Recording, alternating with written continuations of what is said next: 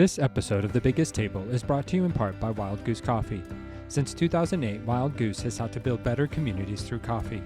For our listeners, Wild Goose is offering a special promotion of 20% off a one-time order using the code TABLE at checkout. To learn more and to order coffee, please visit wildgoosecoffee.com. I hope you enjoy my conversation with Chef Nephi Craig.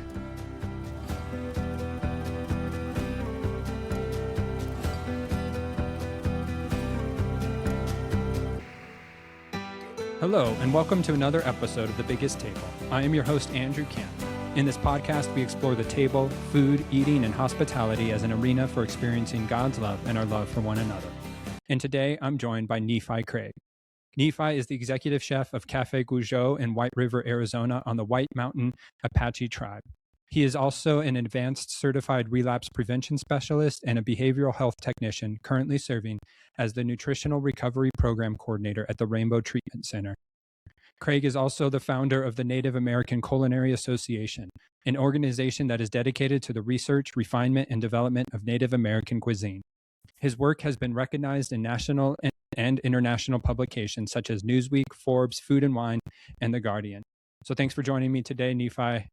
Really been looking forward to this conversation since I was able to get an advanced copy of your book. Yeah, well, thank you very much for having me on and allowing me to speak and share a little bit about the book and, how the process went and all that neat stuff. Yeah. So your memoir, Our Knives Will Save Us, is out today. So congratulations. The book has been garnering a lot of great press. I think New York Times had it as one of the must reads for the summer. But your book is really about your journey into healing, which is simultaneously tied to your recovery from addiction and into discovery of cooking with indigenous foods. You write, you want to bring truth to the table and to your life. And so it's a beautiful story. I feel privileged to be able to get a glimpse into it. And so without spoiling the book, share with the listeners a bit about your journey. Yeah, well, I wanted to write Our Knives Will Save Us as a tool. All my professional cooking career now, which is 28 years, it's always been like the obvious route to go do a cookbook someday. And I still would like to do that, but I think at every juncture for the past 20 years, I haven't felt, quote, ready to do a cookbook. Right. And in the time frame of 20 years, so much has happened. I've been sober 15 years, and it's been this process of learning and the foods kind of guiding me to some of my own cultural intuition answers, And so I wanted to write a story that was about the ingredients of a chef, so to speak, not just the ingredients on a plate. Mm-hmm. And I wanted to have it a message to others that are in the struggle, are considering becoming a chef, or are chefs, or are mental health professionals, or community members.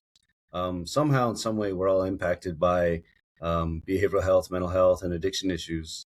So I wanted it to be a tool, a multi-dimensional look at being a human person, an indigenous person, and that happens to be a chef, So I hope it came together pretty good, and we'll see what people think. It came together beautifully, and it is this beautiful, ugly story in some respects, because you do share all the darkest moments of your life tied up with an addiction. Your story is tied up with, your addiction, seeking recovery, relapse. What eventually helped you come to the grips that you can't continue in this life of addiction and drinking and drugs? Oh man. So I've learned so much in my past 10 years as a BHT and a relapse prevention specialist. I know now that, like back then, I know now that dependency is a learned behavior, that there's dependency before active addiction and it snowballs. Mm-hmm. And so for me, I feel like being able to be enabled, or a lack of accountability, or being let off the hook, not paying full consequences as an adolescent, teen, and young adult, contributes to that lifestyle. And you start to believe and think that the rules don't apply. Mm-hmm. And the more consequences stack up, the heavier it gets, it seems like that doesn't even matter. My journey is probably like from, I'd say like probably like 14 years old all the way until 31. And I had maybe like 1 year of abstinence. And I say abstinence because it wasn't recovery. Right. It was just living clean. And so it took a long time for it to stick for me. And I struggled with relapse over and over and over. I think from the time it became a problem in my early 20s, all the way, every single moment, I wanted to stop. Mm-hmm. Like, I wanted to stop, but part of me also didn't want to stop. Part of me was not willing, not ready, and afraid to live in peace. You know what I mean? Yeah. Because chaos can be comfortable. Mm-hmm. And so it took a long time, but I know that at every treatment center I was in, or every moment of therapeutic encounter, I was learning, and it was going in. Information was going in. Right. I've always had a love for words and writing. Like, I wrote a book, you know, and so I could understand and comprehend the terms being thrown at me as a client or patient. Mm-hmm. And in those moments where I was down and out and wanted to stop, I really appreciated learning these new terms, being curious about what makes me tick. Why can't I stop? So I would investigate all these things, you know, all these stints trying to get clean. And I didn't know that was my way of educating myself and continuing my education until I nailed it. I make the metaphor like it's like skateboarding. You keep trying to trick over and over and over, and you break yourself off, and broken bones and blood, sweat, tears, and then you land it, and it's on to the next trick. Right. But it's kind of similar, and I feel like entering into sobriety when I was 31, I wanted to do something different. I had finally just given up, really, and wanted something different. I appreciate that because, it is just a vicious cycle, and it is little steps at various times. But throughout the book, you mentioned that in the midst of your struggles, that cooking always made sense to you. That when you donned the chef's coat, that something made sense. In the midst of trying, chaos, that the kitchen provided something. And so and as a former cook myself, like when you're in the kitchen, there is something, and when you're that adrenaline rush of service and creativity. So like, what was it for you that like cooking became the place of your healing, and continues to be a place of healing for you? Like, what is it about the kitchen that drew you in?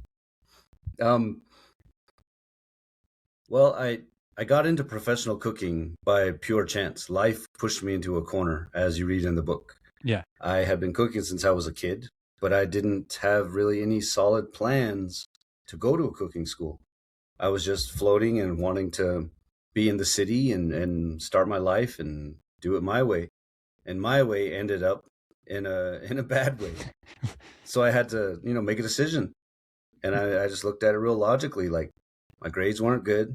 I like art. I like science, photography, and writing. But my grades were terrible. I didn't even take my SATs. You know what I mean? Right. And so I was like, what can I do? And I knew there was a cooking program in Scottsdale. And I went ahead and said, all right, well, I've been cooking my whole life. I'll give this a shot. Just keep the system off my back. You know what I mean? Right. And when I got into it, it was apparent right away that I liked it. And it was totally new and scary. Mm-hmm. There was everyday things that seemed like every other culinary student that was non-native knew the terms and the foods they were talking about.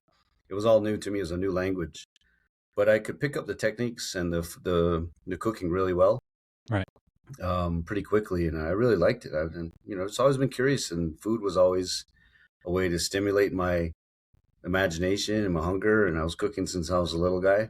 But getting in professional kitchens, when I was young, I wanted to go to the Marines like my dad.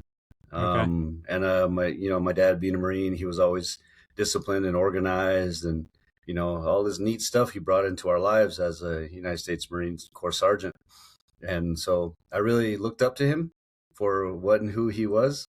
And I wanted to go that route. One side of me to make him proud, but one side of me to also be like him. You know what I mean? But that the incident, the judge's mandates and the felony charges, it was a deterrent. It was like, who's going to take you? You're on felony probation. So that wasn't an option. But when I got into the kitchens and was starting to do a little bit more reading on my own, I began to see that it was a very structured and disciplined environment. And if you wanted to be really, really good, you got to be really disciplined. Yeah. So I write in the book how, like, all my youthful encounters with the police, and then when I went to that kitchen, Mary Elaine's, the look in their eyes, like disciplined cops or DPS officers. Yeah. Yep. And when I was a kid, I was at Camp Pendleton at the Devil Pups program as a juvenile. Where you go to the Camp Pendleton and you're a Marine for 2 weeks, basically, as a teenager. It's cool. So I saw that same steely-eyed look in the drill instructors at Camp Pendleton, and the DPS officers and the cops I encountered, and then the young chefs at Mary Elaine's, and my culinary instructor at Scottsdale Community College that I liked. You know what I mean? Yeah. But he didn't like me because I was always hungover and high. Right.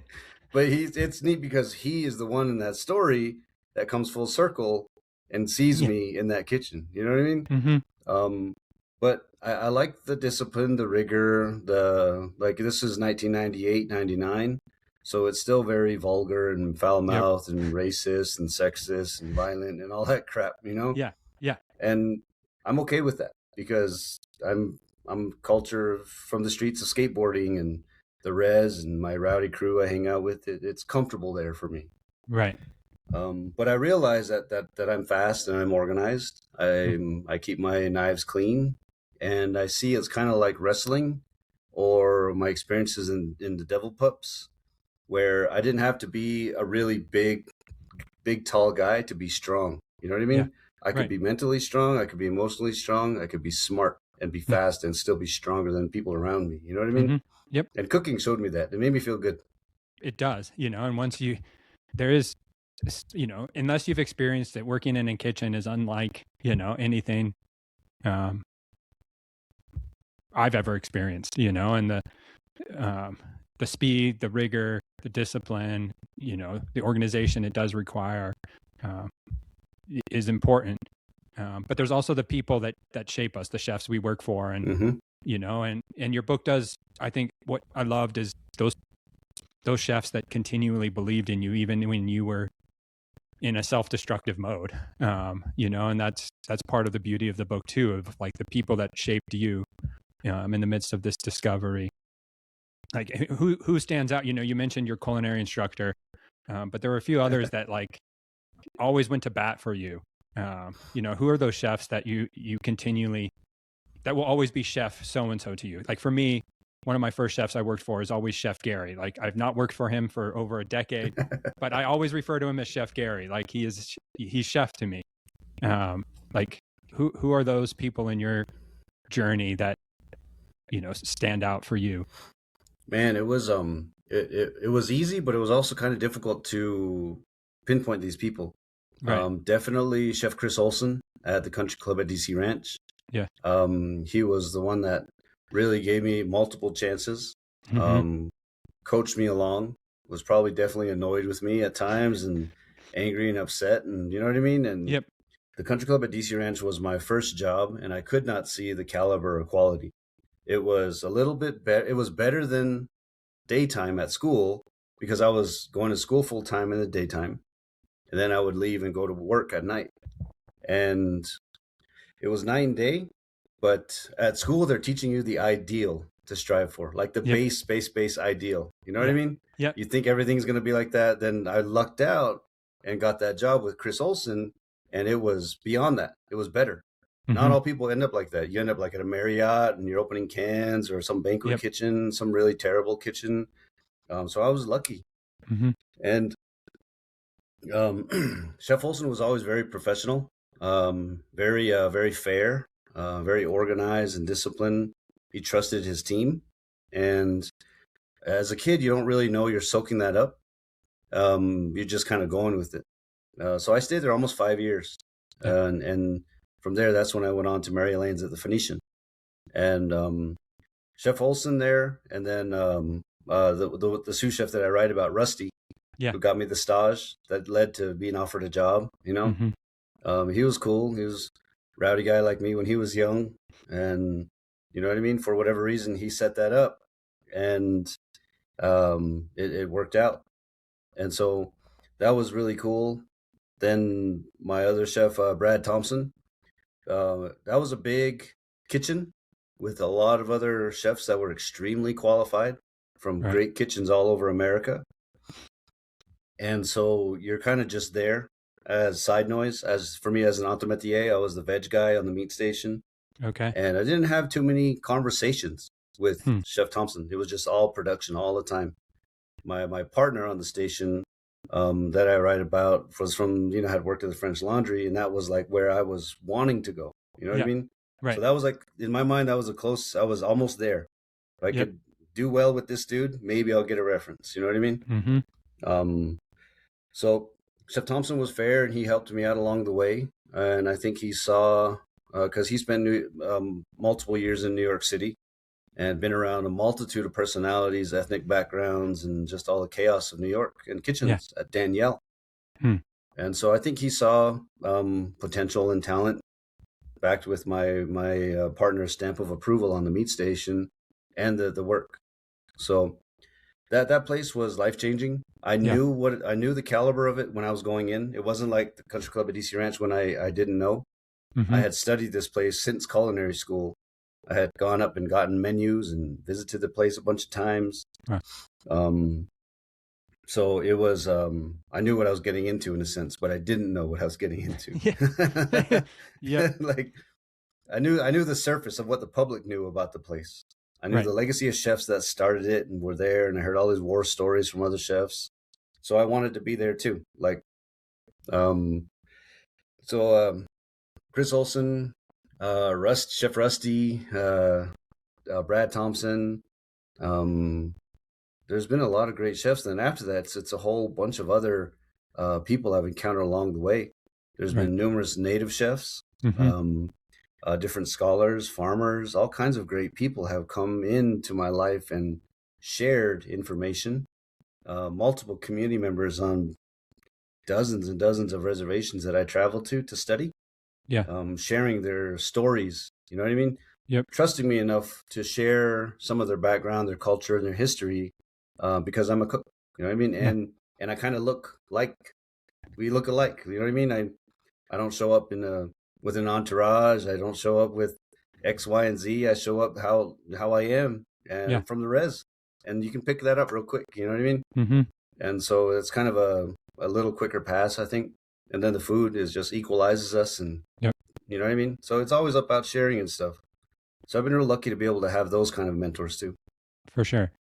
Because part of your journey is, like you said, you wanted to get to that French Laundry, work your way up the traditional culinary route, or the white man's world probably, but then you began to realize, the indigenous food ways that are sort of inherent into European and American food. And so like what ultimately led you to realize like the indigenous food might be more healing for you and, in that route versus chasing the culinary dream of like the French Laundry or the 3 Michelin star restaurants?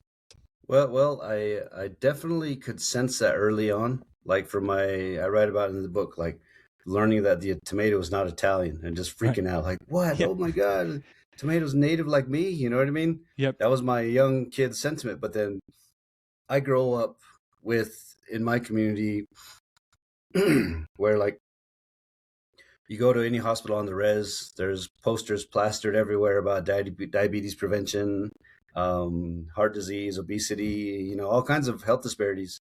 And you it just goes in and you see it, and you ultimately are impacted with it by members of your family that might have diabetes or other illnesses. So it was there in the back of my mind as a kid. So as I began to question which foods are native to the Americas. I began to see more and more vegetables. I was like, oh man, this would be cool for diabetes. You know what I mean? Yeah. But no real deep articulation of that yet. Yeah. But you just feel it, I guess. You just feel it culturally or spiritually or your intuition. Yeah. So, but as I got deeper into it and things began to happen and I was encountering different losses, there was no choice in some way. When I was young and even now, I know the fact that what we do with native foods, the application that I've been applying to native foods like the past 28 years has been for health, mental health, public health. Yeah. There's epidemiological components to it. You know what I mean? There's public health components to it. There's anthropological components to it. And now where we're at here in Café Gozhóó in Whiteriver on the White Mountain Apache Tribe, it's definitely doing those high caliber, it's employing all of those high caliber principles that the award systems use or say they use. Yeah. And more, you know what I mean? And more. So in a sense, it's not that they've stopped chasing it. It's just we're doing our own thing. You know what I mean? Like, yeah. And it's kind of, it's attached to its own stigma too, because some people don't want to talk about addiction. Some people would rather dismiss mental health issues or dismiss behavioral health or dismiss alcoholism or active addiction as being weak, which is, not true. So I feel like we've been doing spiritually Michelin caliber work and beyond. You know what I mean? Right. Yeah. That's big to say, but I don't care, man. That's what we do. We're natives, we're Apaches, and we're Navajos, and that's just inherently a part of us. You know what I mean? To care for the land and for each other. Right. So I think it's definitely, we'll probably see, in 5, 10, 20 years, some native spots getting awarded, those kind of accolades. Yeah. But we've been there the whole time. You know what I mean? We've been there the whole time. Yeah. And go ahead. Yeah. No, because you're right that, the Apache people, your Apache culture is rooted in an intimate and strategic relationship to land, water, and food. That you've always, the Apache people have always been attached to the land, and we, our colonization, has usurped, stolen, robbed you, and all indigenous people of their culture. And so, like, how has colonization impacted the story of the Apache people's foods and maybe indigenous people in general? So colonization isn't just the component of settling and developing land, right? Colonization is violence. It's violence, oppression, it's imperialism, it's capitalism, all rolled into one mean monster. You know what I mean? And this mean monster has a beautiful face. Yeah. Because it looks appealing. It looks like progress. It looks like civilization, but it's not. It's devouring everything in its path to keep itself alive. And if since colonialism is that monster, it's gonna do anything in its power to stay alive, right? Yeah. And so colonization is the first act of violence, and the trauma that ensues, the grief that comes with it, the loss that comes with it, those all materialize physically into colonialism, in my mind, like alcoholism. You know what I mean? Yep. And you lose land, water, people, ceremony, song. We've lost so many different elements of who we are that we probably don't even know what we've lost. And we've retained a lot as well. And so our world is shaped by colonization today. I think I mentioned it in the book. I say the world ended once for native peoples, and we're on the other side of the apocalypse. So now when we look around in the big metropolis cities, it's like, this is the native wasteland. Like I write, and one of the guys in Portland said, yeah, he used to call Portland the native wasteland because it's just after all this fallout. But colonization is definitely a violent phenomenon for the people that are being colonized.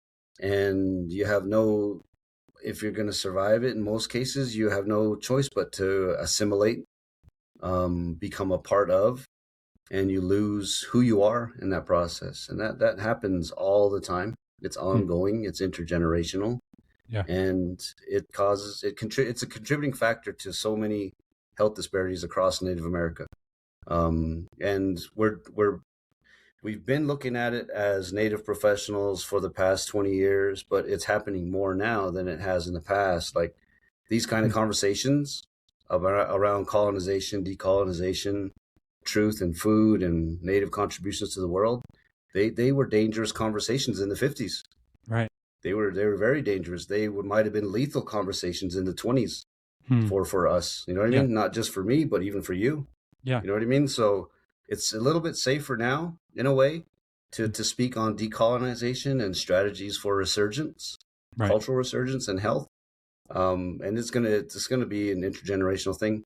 But it does have lasting impacts on us in our reality.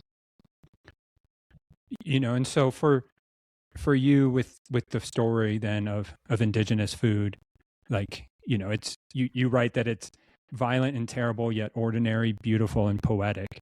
And so you've spoken on the ugly and the violent and the terrible, but like what's the beauty and the ordinariness and the poetic that you want listeners and people who read your book to pick up about Indigenous food? I think that Indigenous foods call us back. I think they have the power to call us back and teach us about ourselves. Only if we listen, though, if we're ready and willing. Indigenous foods will teach you the truth of your region, wherever you are in the Americas or the world. If you look at any of these indigenous cultivars and you ask, where do they come from? How did they get here? How long have we been eating them? You're going to find a bloody trail. From beans and squash and polenta and tomatoes in Tuscany, all that trace all the way back to Mesoamerica, and the colonization there, right? And then same thing with chocolate, chilies, all these foods that have stimulated world cuisines. When you follow them, they have lessons to teach. And so the ordinary and the poetic is that they call us back just by being who they are. And they've always been there. I think they activate us. They activate a part of our genetic memory. Because like in some of the public health research, right, they say that Native Americans are susceptible to diabetes because flour, lard, sugar, coffee, alcohol, these things have not genetically been a part of our makeup, our genetic makeup for, no longer than 300 years. And Europeans have been eating these things for millennia. So when we get violently colonized, forced to stand in line, forced to eat these foods, just naturally our body's adapting and changing. And that's a cycle of food choices that has negative consequences. Sure, we're going to end up with these health disparities. But so that's just kind of an example of how foods that are not native to our region can impact our bodies. But I think to go back to that core part of the question, it's just like they're there, they're waiting for us. They haven't forgotten about us. Like when you taste things, you ask yourself, why did Apaches like this flavor? You taste things and say, why did this survive colonization? Why is this still a part of our community? And the questions or the answers, it alludes to a lot of different values of the people and the region and everything. So to me, it's an example of how everyday life can have some really profound lessons when you're working with foods. And you kind of, it's definitely a journey because you never get all of these things at once. You're building a relationship over a long period of time with foods, with landscape, with people, with community. And it's peppered along the way with all these little memories. And you come to realization, it's like, oh my gosh, this has been here the whole time. And you see how powerful it is when you're ready. You know what I mean? And that's cool because that's how elders are too. Native elders, they won't just sit you down and start teaching you. They're going to offer the lessons as life happens. You know what I mean? So it's pretty cool like that. I love how you touched on that, the food calls us back to remembering. I've been reading a book on flavor and like the fact that like, flavor and smell and taste, like it's stored in like the deep recesses Yeah, of our brains, whereas like touch and sight are like, I think, more frontal. yeah, And so like food, the smells, the memories, like they're deeply ingrained within us. And at Café Gozhóó, you're helping people recover and heal. And so like what you had an opportunity to go to DC to be the executive chef at the Smithsonian Indigenous Museum, and yet you chose to stay and to help your community. And so what is Café Gozhóó, and what is it about the culinary training that is helping people recover? oh man, there's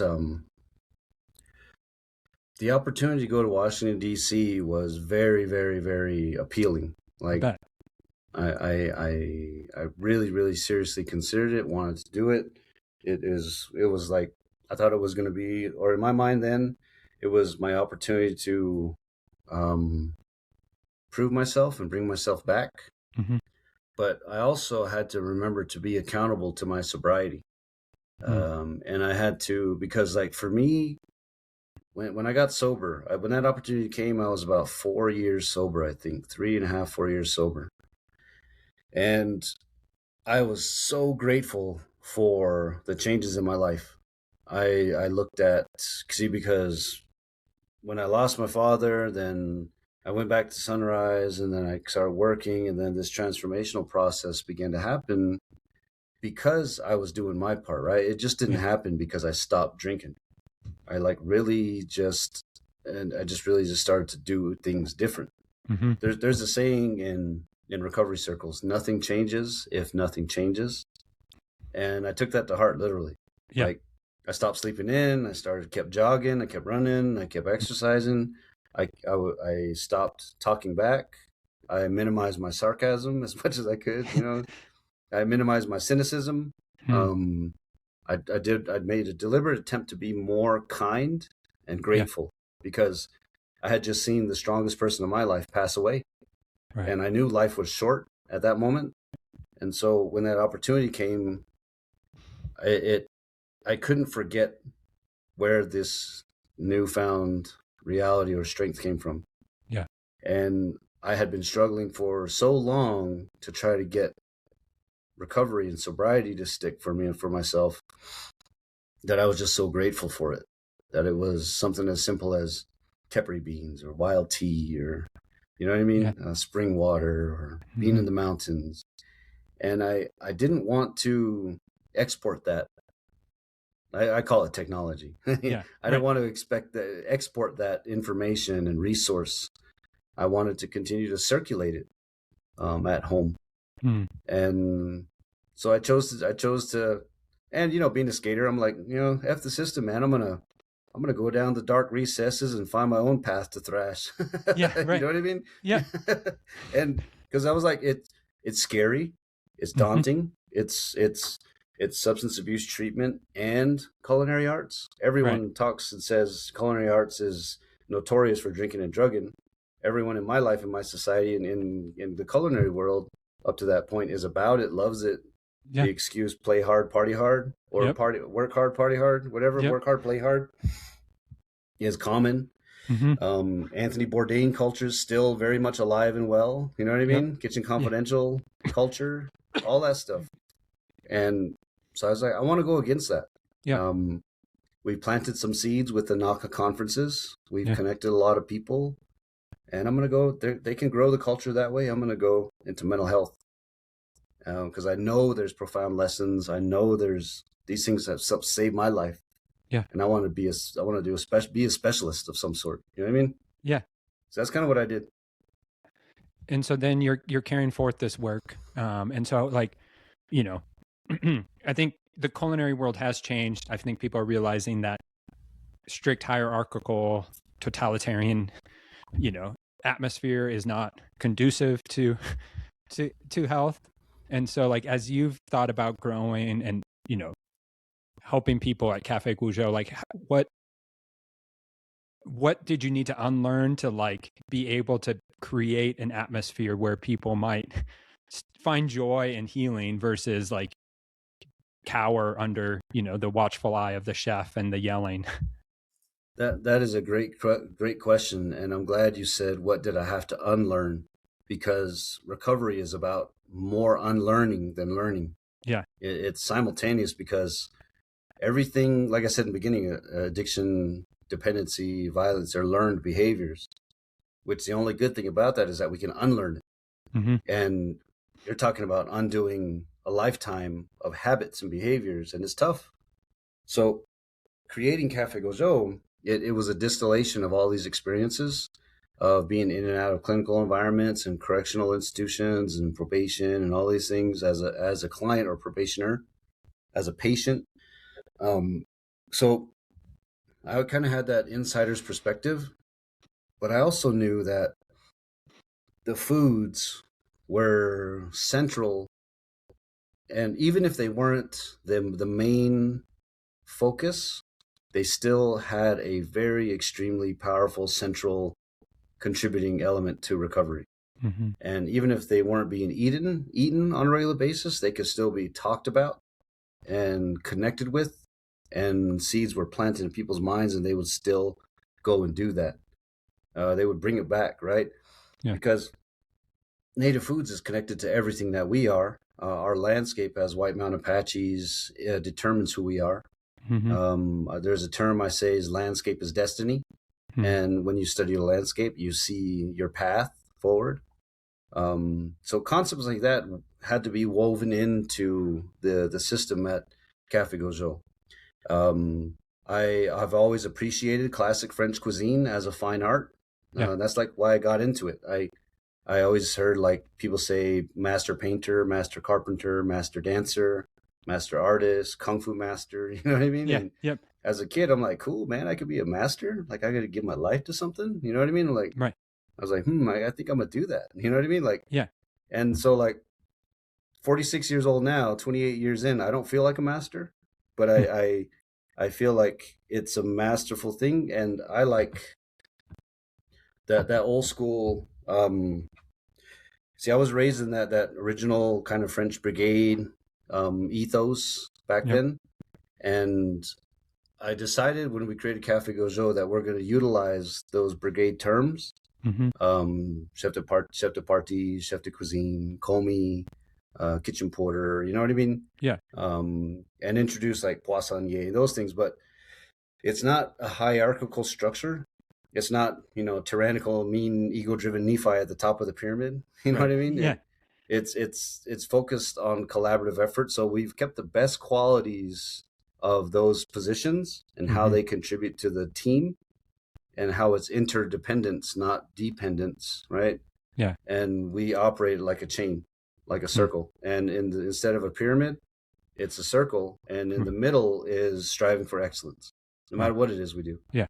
So that's kind of how the hierarchical structure is. We've kept the names, some of the titles, and focus on the best qualities of those titles, because the best qualities of those titles are human behaviors and characteristics. Any human can behave, discipline, organization, toughness, compassion, you know what I mean? Yep. And be a good chef de partie or a good sous chef.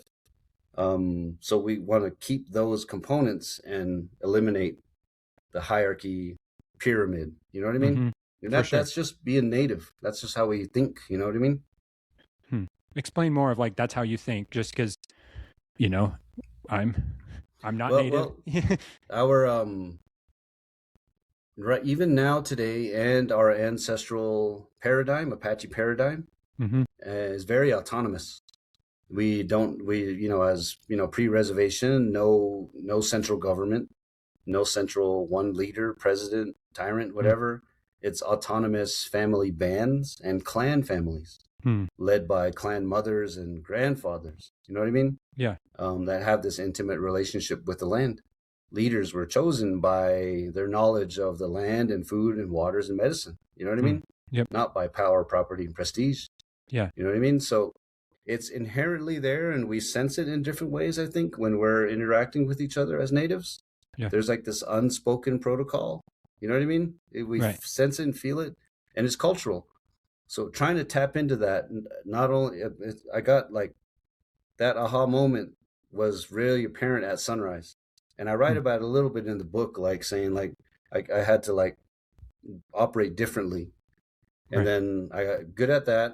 Then I was like, okay, we can add this clinical dimension, Mm-hmm. and we created Café Gozhóó.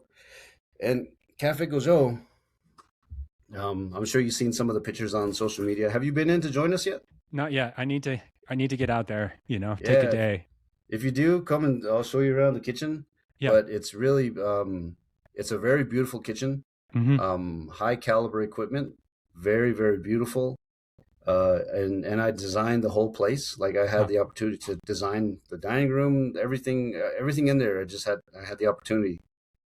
And I knew from my years of relapsing, and I knew from all the friends that I had met in recovery that had died from Mm-hmm. relapse, I knew that whatever we were going to create was going to be either end of life care or beginning of life care. Mm. And we had no idea, no way of knowing which side of the scale that was going to be on. And so if it was going to be end of life care, I wanted it to be the best environment. Right. If it was going to be beginning of life care, I wanted it to be the best environment because I had just come from recovering from the loss of my dad, you know what I mean? And Yep. dealing with healthcare then. And then the mental health and all these people passing away from addiction.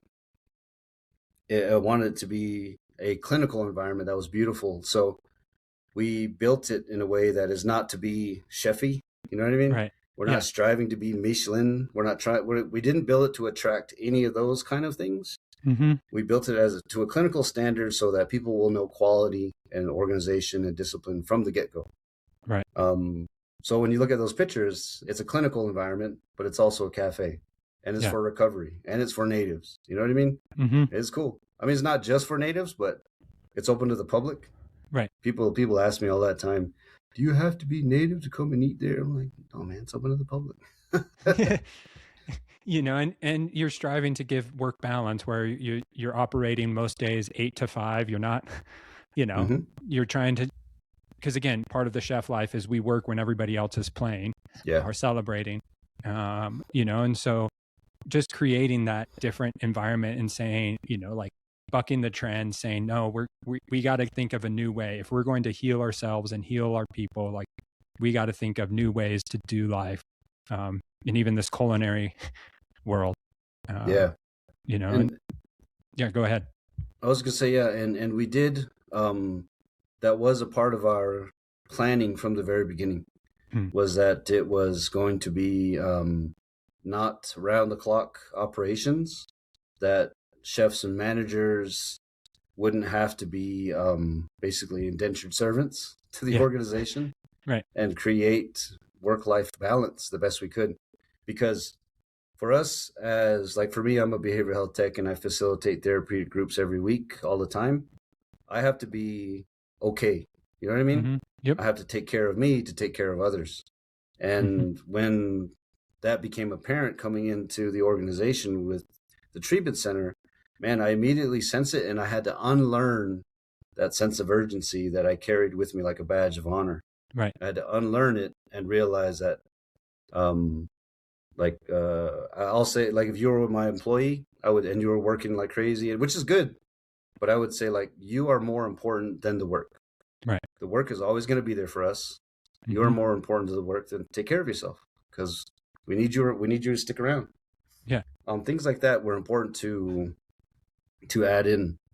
And so we're open Monday through Friday, 7 to 3. And we do special dinners on the weekends sometimes, like tonight, tasting dinners. Yeah. It's fast casual, great quality food, very reasonable prices. And we hope to expand food vocabulary and build skills. And I'm really I'm really proud of our team. Our team are awesome. They can operate with me there, without me there. It took a long time for us to get there. I think it is because of what you said, of eliminating those components of threat, anxiety, dehumanization, and all those things. Yeah. Where we want to build leaders, not followers. And then you also run NACA, the Native American Culinary Association. And so what's that work involve, and what are you seeing, because following you on Instagram, you travel, you're in a different place, a lot, it seems, and so like, how is that work continuing to build, and what are we seeing with the resurgence of an interest in Native American culinary? Well, NACA is a grassroots network of people, Mm-hmm. and it was very active from like the moments I write about in the book. And I pulled back from it in 2015 because I kind of sensed it was getting too mainstream. Okay. You know what I mean? Yeah. Being a skater and punk rocker, I'm like, I don't need that. Right. Yeah. but like we started out to hold conferences and symposiums, Mm-hmm. like no like official membership. You know what I Right. mean? No Yeah. dues to pay, none of that junk. It was really just gathering in the spirit of ceremony. Because when you gather people, you get to see characters and you realize that, they're just like me. Mm-hmm. And so that's what we did with those conferences, and it was very powerful. And over the years, just kind of focused my work to everything I'm doing now. Yeah. And so haven't done too many conferences in the past. Okay. But everywhere I go, I'm still, incognito NACA founder. You know what I mean? For sure. I always say it's covert operations and wellness. Yeah. But maybe this year we're going to bring it back. There's been some discussion to do some conferences or symposiums again with a few of the characters that were involved long ago. Yeah. But I included it in the book because I wanted to timestamp the grassroots work that we did together, and the impact can be seen today when you follow a hashtag Native Chefs. For sure. And we are seeing that resurgence. I think, Sean Sherman at Owami, as people know him. But I'm curious, like, with the continued elevation of Native cuisine, like, are you ever worried it's just going to become performative? Like, meaning that, it's going to become trendy. And I've had the privilege of eating at Owami, and it's beautiful food, awesome service. But like, how do we make sure in this, elevation of Native cuisine that it doesn't become performative, where it's just hip and cool to go and post on Instagram, or without learning the story? Like, how do we elevate the story over the food? Oh man, that's going to be a tough one, because that's really what the culinary industry is built on. Yeah. You know what I mean? Right. Is performative Italian cuisine, performative Vietnamese cuisine, performative French cuisine for a certain class of people. You know what I mean? Mm-hmm. Yeah. That can afford it, or that have the vocabulary to understand it and get it. You know what I mean? Yep, for sure. And so I think that's probably unavoidable. And who those practitioners are, I don't know. You know what I mean? I'm not going to name names or say anything like that, because we're at the beginning of this thing. We're an ancient cuisine that revolutionized the entire world, but we're also, in a professional standpoint, in its infancy. You know what I mean? Yeah. We're just at the beginning of this professional Native chefs in professional kitchens for like 3 generations. But we've always been in the kitchens. Indigenous people are the backbone of all kitchens around the country and in the world. Yep. So I think we're just going to have to wait and see. I think people are going to have to hear interviews like this, read books like mine, and know that, like I said, man, it's not just the ingredients of a dish. It's like the ingredients of a chef. You know what I mean? Like, what's someone really about? Do they want that, or do they want this? You know what I mean? Like, because like for me, I probably could do like I could have went to DC and did that thing. You know what I mean? Right. And it would have been a catapult. Yep. But my heart was broken and healing, and I wanted to do something different. And I think recovery is cool. I think mental health is cool. Yep. I think behavioral health and that whole quagmire interplay of health, wellness, and wounds is amazing. Yeah. And I wanted to go that direction. That's what I wanted, So it's hard to say who's going to choose what, No, it is. It's just something I was wrestling with as I was preparing, of like how the story is important, and, how do we continue to right the wrongs of history without it becoming just virtue signaling, or, but uplift the story. And I think what you're doing is so vital and important. And because you write towards the end, one of the quotes I love is, like all living beings, we humans need to eat for survival, but the foods we consume are so much more than a list of nutrients and calories. They're fragments of history and memory, manifestations of our ancestors' wisdom and intelligence, a tangible connection between our bodies and the cosmos. Mm-hmm. And for me, that's what food is. It's this reminder of who I am and how I'm tied to this beautiful, messy earth. Yeah. You know, You got to have like that perspective or worldview, or appreciation.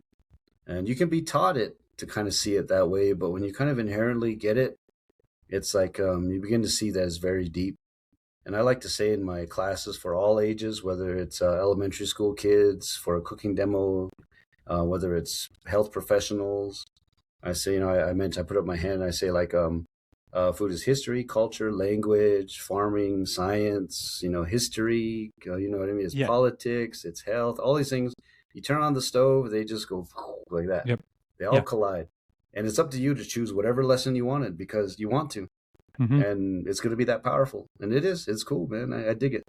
No, I dig it too. And I love the story you're writing for yourself. And that, in the introduction to your book, you write that at points you couldn't imagine a new story for yourself. And yet you find yourself now 15 plus years sober that you've imagined and you are creating a new, beautiful story for you and your community, it seems. Yeah.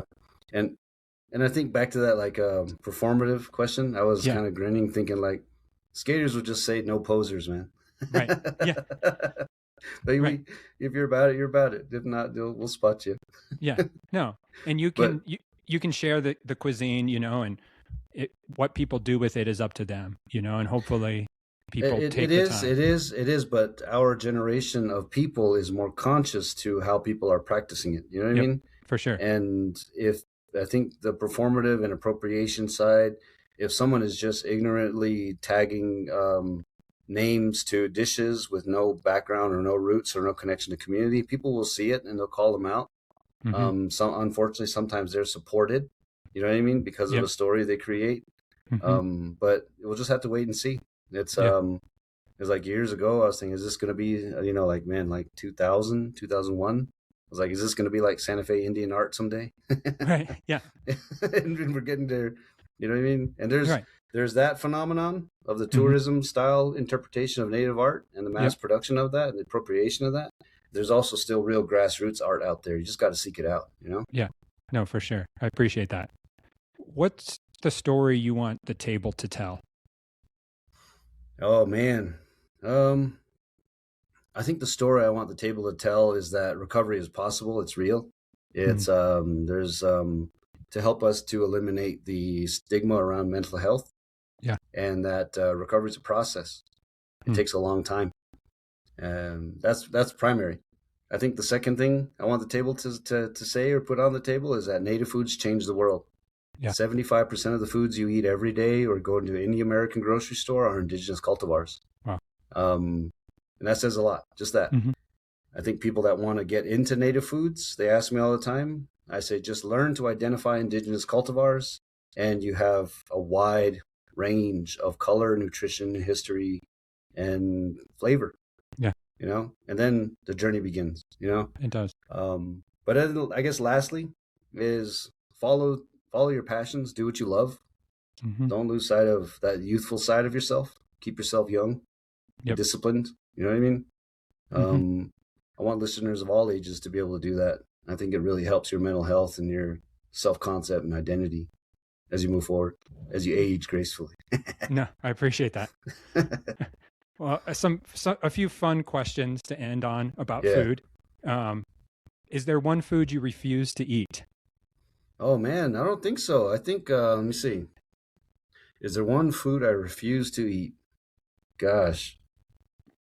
Yeah, man, like if you read the book, I've been in some down and out places, eating some pretty grimy stuff, slop in jail, homeless on the street. So I don't know, man. I think I got a sense of humility when it comes to food. Fortunately, I don't have any food allergies. Okay. I think there's maybe some dislikes, but even then, I'm not gonna push it away and say, ew. No, right. I understand. Yep, that's fair. Let me see. Let me think about that.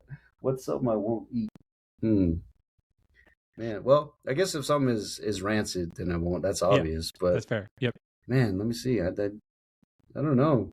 I I'll try anything once. You know what I mean? Okay. Well, I won't eat snake. That's one thing. Hell yeah, I Okay. won't eat snake. I won't eat bear because snakes are bad because I'm Apache and Navajo, and bear is a clan relative, a family member of mine.